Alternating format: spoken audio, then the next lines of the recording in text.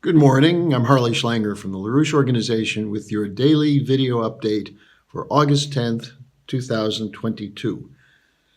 Today I'm going to focus on the imperial arrogance of the war hawks in the transatlantic world. This has been on display in many different arenas and goes against all the talk they've had of the world being divided between the democracies and the authoritarian states. No debate is allowed in the so-called democratic transatlantic world. Once the narrative is pronounced, once the right story is put out there, any variation or any opposition to it is suppressed and denounced. Let me give you the latest examples. We've been talking about this the last days because we've been once again a major target of this. When we talk about the Ukraine Committee to Combat Disinformation. Any proposal for negotiations to end the war, any discussion that raises questions about Ukraine's policies, any attempt to describe the situation that existed from 2014 to 2022 before the Russian special military operation is denounced as Putin propaganda, and its proponents as enemies of democracy and freedom. And they've created an enemies list. Any criticism of Ukraine is treated as a war crime. They've now added Amnesty International to that list because Amnesty International correctly reported that Ukraine's army uses civilians as a shield, which is a violation of international law. Now, let's look at this in a little more detail and by addressing Secretary of State Blinken's trip to Africa, where he's trying to organize African countries to break with Russia and China. What he said on this tour, and he met with the South African Foreign Minister, Pandor, he said African nations must break with Russia and China because, quote, they cannot allow a big country to bully a smaller one, to simply invade it and take its territory, unquote. Does he think African leaders are idiots? Does he think they have no view of the history of the last 40, 50 years? Does he think they never heard of Vietnam or the former Yugoslavia when NATO and the United States engaged in a 3-month bombing attack on a European country? Does he think they've never heard of Afghanistan, Iraq, the war crimes of the West and NATO in Libya and Syria? This just shows the arrogance of someone like Blinken. What about in Ukraine, where Zelensky is crushing domestic opposition, firing opponents within his own party, shutting down all opposition political parties and media, suppressing internal dissent, and publishing a kill list? Does Blinken think nobody's heard about that? In fact, because of our work, that's becoming public knowledge. Now, the South African foreign minister was not allowing herself to be beaten down by Blinken. She attacked him as bullying her. And here's her quote, I definitely dislike being told either you choose this or else. I definitely will not be bullied in that way, nor would I expect any other African country worth its salt to agree to be so treated, unquote. On adopting so-called Western democratic model, she said, quote, all countries and peoples deserve the right to exercise their civil and political rights, unquote. Very direct counter and criticism of the arrogant Mr. Blinken lecturing African countries on democracy. Now, what about the American people? Are we entitled to civil and political rights? Well, the line that we live today under a media bubble of lying narratives and censorship, not just in the United States, but in Western Europe as well. Let me give you 2 examples.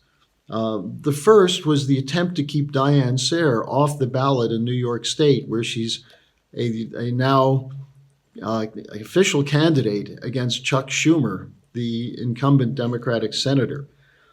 There was an attempt to keep her off the ballot by raising the requirements from 15,000 petition signatures to 45,000. Well, Sarah got it done. She got 66,000 petition signatures. and now she's been officially placed on the ballot as a candidate for the Larouche Independent Party.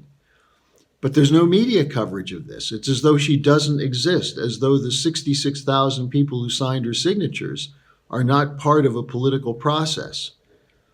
Now, not only that, but she's been placed on the Ukrainian hit list, along with Helga Larouche, the founder and chairwoman of the Schiller Institute, Colonel Douglas McGregor, Ray McGovern, Glenn Greenwald, and me. We've all been placed on that Ukrainian hit list because we don't accept the narrative that's being pushed by the war party. Now then, a second example of this is the FBI raid against former President Donald Trump. The issue in the Trump raid was spelled out in the London Guardian 4 days before the raid.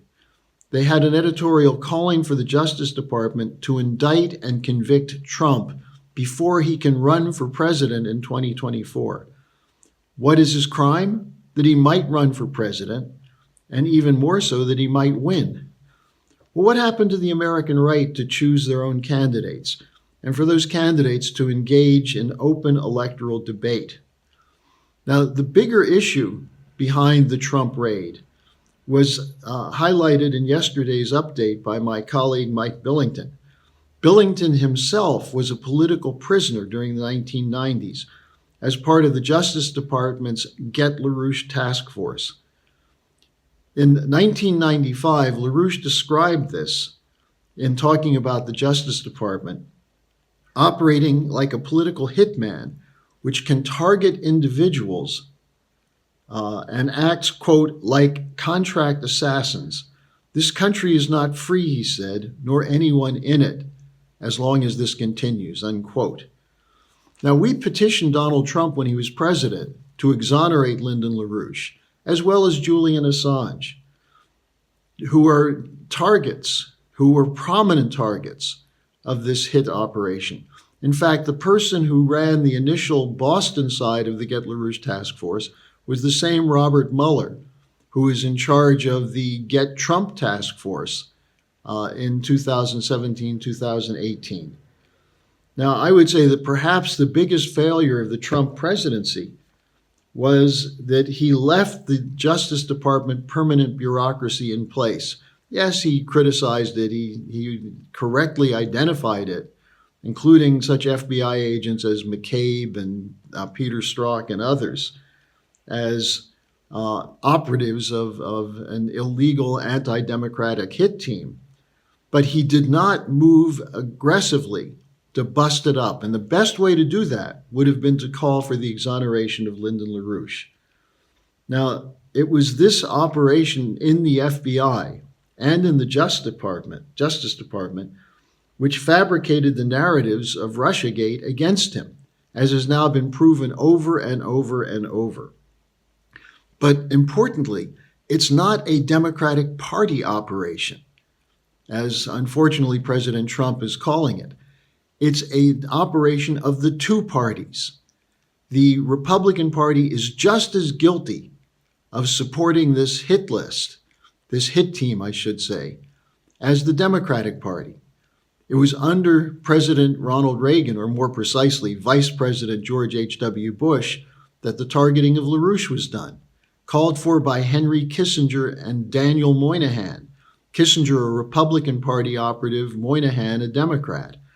They were the ones who called for LaRouche to be excluded from the political debate in the United States.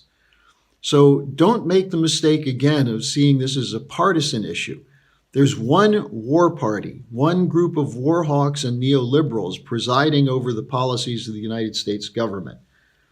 And this is the uniparty apparatus, which supports the unipolar world, which is pursuing wars against Russia and against China, as well as against your freedom to choose the candidates that you would like to speak on your behalf in elections. That's what must be targeted. And it's our continuing presence which is a threat to that. The fact that they jailed Lyndon LaRouche, the fact that he passed away a little more than almost 3 years ago, that his presence still exists in the United States and especially worldwide, as indicated recently in the interview in the Indian paper The Hindu with Mrs. Larouche, who identified Lyndon LaRouche as the author of the economic policies which represent the best alternative, and probably the only alternative, to the continued unipolar world order. So support us in our fight, join us, and make sure that this contract hit team, which operates on behalf of the arrogant unipolarists such as Anton Blinken, that they're put out of business, and instead that we return the United States to the principles of the American system. Thanks for joining me. I'll be back again tomorrow.